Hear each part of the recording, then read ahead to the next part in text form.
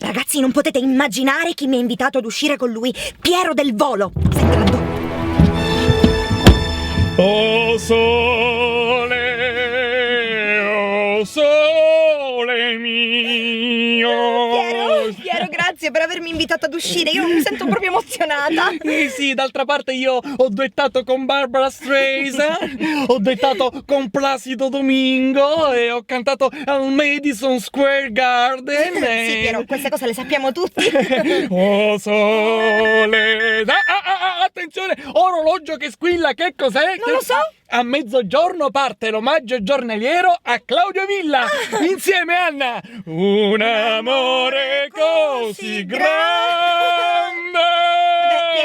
Piero, dove mi porti? Non lo so, in pizzeria, al cinema, andiamo a casa tua? No, io stasera avevo pensato di andare a Los Angeles, New York e Bogotà tutto stasera. Piero, ma queste non sono le cose che fanno i ragazzi. Ah, non le fanno i ragazzi? No.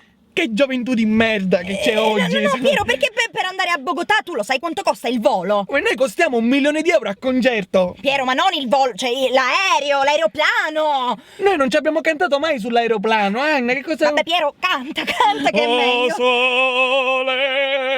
Oh sole mio, sta in fronte a te, sta in fronte... Piero, ci hai rotto il cazzo! Grande amore!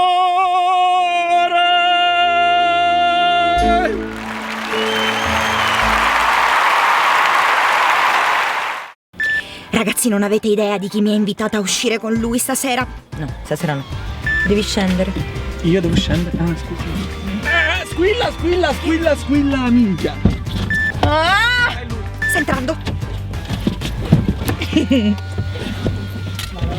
Un amore così minchia! La devo cantare dopo questa.